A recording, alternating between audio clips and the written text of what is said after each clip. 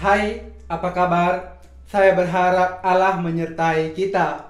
Firman hari ini dari Rut pasal yang ketiga, ayat pertama sampai dengan ayat yang ke-18 dengan judul Rut dan Boas di tempat pengirikan.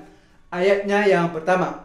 Lalu Naomi, mertuanya itu, berkata kepadanya, "Anakku, apakah tidak ada baiknya jika aku mencari tempat perlindungan bagimu supaya engkau berbahagia?" Ayat 2. Maka sekarang, bukankah Boas yang pengerja-pengerjanya perempuan telah kau temani itu adalah sanak kita? Dia pada malam ini menampi jelai di tempat pengirikan. Ayat ketiga. Maka mandilah dan beruraplah, pakailah pakaian bagusmu dan pergilah ke tempat pengirikan itu. Tetapi janganlah engkau ketahuan kepada orang itu sebelum ia selesai makan dan minum. Ayat keempat. Jika ia membaringkan diri tidur, haruslah engkau perhatikan baik-baik tempat ia berbaring. Kemudian datanglah dekat, singkapkanlah selimut dari kakinya dan berbaringlah di sana. Maka ia akan memberitahukan kepadamu apa yang harus kau lakukan. Ayat kelima. Lalu kata Rut kepadanya, "Segala yang engkau katakan itu akan kulakukan." Ayat keenam. Sesudah itu pergilah ia ke tempat pengirikan dan dilakukannya tepat seperti yang diperintahkan mertuanya kepadanya. Ayat yang ke-7. Setelah Boas habis makan dan minum dan hatinya gembira, datanglah ia untuk membaringkan diri tidur pada ujung timbunan jelai itu. Kemudian datanglah perempuan itu dekat dengan diam-diam, disingkapkannya lah selimut dari kaki Boas dan berbaring ia di situ. Ayat ke-8. Pada waktu tengah malam dengan terkejut terjagalah orang itu, lalu meraba-raba ke sekelilingnya, dan ternyata ada seorang perempuan berbaring di sebelah kakinya. Bertanyalah ia, "Siapakah engkau ini?" Jawabnya, "Aku Rut, hambamu. Kembangkanlah sekiranya sayapmu melindungi hambamu ini, sebab engkaulah seorang kaum yang wajib menebus kami." Ayat yang ke-10. Oleh sebab itu, ayat yang ke-10.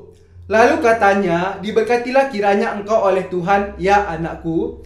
Sekarang engkau menunjukkan kasihmu lebih nyata lagi daripada yang pertama kali itu, karena engkau tidak mengejar-ngejar orang-orang muda, baik yang miskin maupun yang kaya." Ayat ke-11.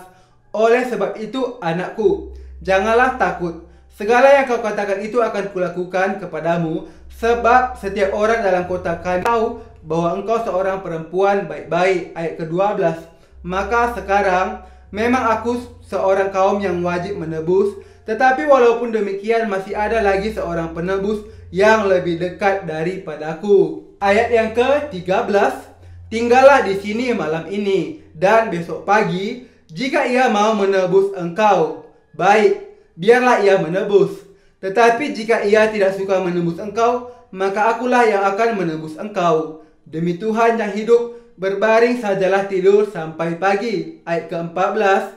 Jadi berbaringlah ia tidur di sebelah kakinya sampai pagi, lalu bangunlah ia sebelum orang dapat kenal mengenal, sebab kata Boas, "Janganlah diketahui orang bahwa seorang perempuan datang ke tempat pengirikan." Ayat ke-15. Lagi katanya, "Berikanlah selendang yang kau pakai itu dan tadahkanlah itu." Lalu ditadahkannya selendang itu. Kemudian ditakarnya lah 6 takar jelai ke dalam selendang itu. Sesudah itu pergilah Boas ke kota. Ayat yang ke-16.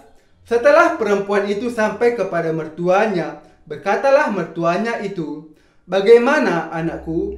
Lalu diceritakannya lah semua yang dilakukan orang itu kepadanya. Ayat ke-17.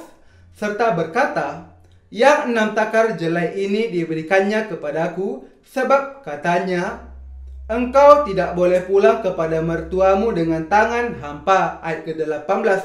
Lalu kata mertuanya itu, "Duduk sajalah menanti, anakku, sampai engkau mengetahui bagaimana kesudahan perkara itu. Sebab orang itu tidak akan berhenti sebelum diselesaikannya perkara itu pada hari ini juga." Demikianlah firman Tuhan.